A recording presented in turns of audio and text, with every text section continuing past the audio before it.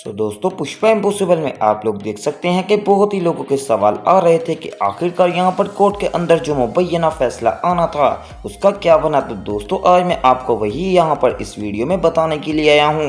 दरअसल दोस्तों जब यहाँ पर प्रोफेसर शास्त्री सबके खिलाफ सबूत निकाल रहे थे तो उनमें से एक सबूत ये भी निकल आया था कि जो कादम्बरी है वो यहाँ पर सुमन माथुरे को जानती है, लेकिन कादम्बरी इस बात को मानने को तैयार ही नहीं थी कि ना वो सुमन माथुरे को जानती है और ना उसने कभी उससे मुलाकात की है। अब दोस्तों प्रोफेसर शास्त्री कहते हैं कि ठीक है कादम्बरी जी, मैं आपकी बात तो मान लेता हूं, लेकिन जो ये मेरे पास यहाँ पर आपके मोबाइल की कॉल रिकॉर्डिंग वगैरह आ गई हैं उसके बारे में आप क्या कहना चाहेंगी, ये सारी डिटेल देख लीजिए। पहले सुमन माथुरे को आपने कॉल की, बाद में उनकी भी कॉल आई है और ये नहीं कि 2 सेकंड की, पूरी 30-30 मिनट की कॉल यहाँ पर आपने की है। इसका मतलब कि आपका कोई ना कोई बहुत ही बढ़िया प्लान है। अब दोस्तों यहाँ पर प्रोफेसर शास्त्री ने बहुत ही ज्यादा बढ़िया पत्ता फेंक दिया है और अब यहाँ पर कादम्बरी का जो सारा निजाम था उसको बरम करने की पूरी कोशिश की है। लेकिन दोस्तों कादम्बरी भी कौन सी इतनी सीधी है। इसके बाद दोस्तों यहाँ पर प्रोफेसर शास्त्री बखुद्रा को भी बुलवा लेते हैं और कहते हैं कि आप क्या हमें कादम्बरी के बारे में बताएंगे, ये तो अपना झूठ यहाँ पर छुपा देती है हमेशा की तरह। पहले जब कोई केस हुआ था क्या इसने तब भी ऐसा किया था? तो दोस्तों बखुद्रा सबके सामने कह देता है कि जी प्रोफेसर शास्त्री ठीक कह रहे हैं, ये हमेशा की तरह मक्कार औरत है, इसने हमारे चोल में भी लड़ाइयाँ डलवाई थी। और अब यहाँ पर जब प्रोफेसर शास्त्री के ऊपर किसी ने इल्जाम लगाया तो ये यहाँ पर सुमन माथुरे के साथ मिल गई हैं और ये जानबूझकर नुकसान पहुंचाना चाह रही हैं। और ये सारा सीन हमारे जुगल ने भी देखा था कि कादम्बरी के मोबाइल फोन के अंदर यहाँ पर सुमन माथुरे की कॉल आई थी। इसके बाद दोस्तों प्रोफेसर शास्त्री यहाँ पर बुलवा लेने वाले हैं मेन प्रिंसिपल को कॉलेज के, और वो भी यहाँ पर आकर प्रोफेसर शास्त्री के हक में गवाही दे देते हैं। तो दोस्तों कोर्ट कहती है कि अभी भी हमें इस बारे में समझ नहीं आ रही, हमें तकरीबन 15 से 20 मिनट का ब्रेक और लेना चाहिए। इस ब्रेक के दौरान यहाँ पर दोस्तों जो प्रोफेसर शास्त्री की बेटी है वो जा रही होती है। तो प्रोफेसर कहते हैं कि बेटा ये सारा केस मैं सिर्फ और सिर्फ तुम्हें दिखाने के लिए लड़ रहा हूँ कि तुम्हारा बाप यहाँ पर झूठा नहीं है और ना ही इन सबसे पीछे हटेगा।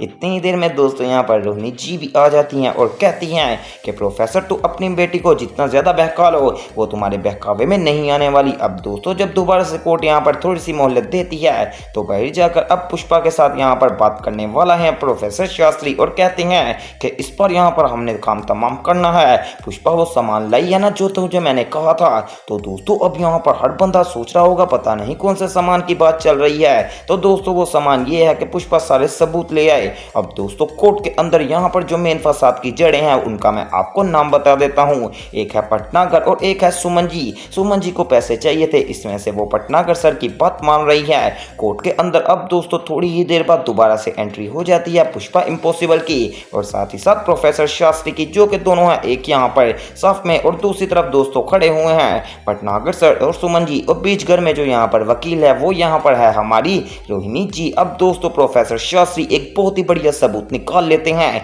एक वीडियो जो कि नैना दे देने वाली है प्रोफेसर शास्त्री को, क्योंकि आपको याद होगा कि प्रोफेसर शास्त्री ने यहाँ पर नैना से आहिस्ता आहिस्ता बात करना शुरू कर दी थी और नैना ने रात को देखा था सुमन जी को और यहाँ पर पटनागर सर को एक साथ। क्योंकि दोस्तों मैं मानता हूँ कि नैना कितनी भी बुरी हो लेकिन वो कभी भी झूठ का साथ यहाँ पर नहीं दे सकती। उसने अपने यहाँ पर अंकल से कहा भी था कि आप ये बहुत ही ज्यादा गलत कर रहे हैं। दोस्तों मुक्ति मुकाती बात यहाँ पर ये है कि अब सारी जो फाइल्स वगैरह और सारे सबूत वगैरह दे देती है नैना प्रोफेसर शास्त्री को, और प्रोफेसर शास्त्री कोर्ट में जाकर कहते हैं कि माय लॉर्ड अगर आपकी इजाजत हो तो इस तरह का सबूत आपके सामने लाकर रखूंगा कि आप भी हैरान रह जाएंगे। और यहाँ पर जो पटनागर सर हैं ये तो यहाँ पर इनकी सारी सिट्टी पिट्टी गुल हो जाएगी। तो यहाँ पर जज साहब कहते हैं कि क्यों नहीं प्रोफेसर शास्त्री तुम सारे सबूत लेकर आओ, जो भी यहाँ पर हतमी फैसला होगा मैं वो यहाँ पर तुम लोगों को सुना दूंगा। अब दोस्तों सुमन को ये बात खटक जाती है कि लगता हो ना हो कोई प्रोफेसर शास्त्री के हाथ में कोई बड़ा ही केस लग गया है। अभी प्रोफेसर शास्त्री यहाँ पर सबूत दिखाएं इससे पहले ही यहाँ पर सुमन जी ही अपनी बात से मुकर जाती हैं और कहती हैं कि कल मैं पटनागर सर से मिली थी और उन्होंने मुझे यहाँ पर बहकाया है। अब दोस्तों जब सुमन ये बात करती है तो प्रोफेसर शास्त्री कहते हैं कि देख लीजिए जज साहिब अभी तो मैंने अपना सबूत भी नहीं दिखाया और पहले ये मुकर रहे हैं। अभी मैं आपको जब अपना सबूत दिखाऊंगा तब तो ये लोग और भी ज्यादा चौकस हो जाएंगे। अब दोस्तों प्रोफेसर शास्त्री वो तस्वीरें दिखा देता है यहाँ पर जज साहिब को, और जज जब ये तस्वीरें देखते हैं तो वो कहते हैं कि सुमन माथुरे जो सही बात है वो बात बताओ ताकि हम यहाँ पर ये केस की तह तक जा सकें। तो दोस्तों सुमन कहती है कि दरअसल मुझे यहाँ पर तकरीबन 7.5 लाख रुपए चाहिए थे अपने बच्चे के यहाँ पर ट्रीटमेंट के लिए। तो पटनागर सर ने मुझे कह दिया कि अगर अगर तुम्हें यहाँ पर पैसे चाहिए तो तुम मेरा काम करो, मैं तुम्हें कल ही पैसे दे दूंगा। अब मैं यहाँ पर उनके हाथों मजबूर थी, इसमें से मैंने जाकर उनका काम किया और उनसे 7.5 लाख रुपए ले लिए।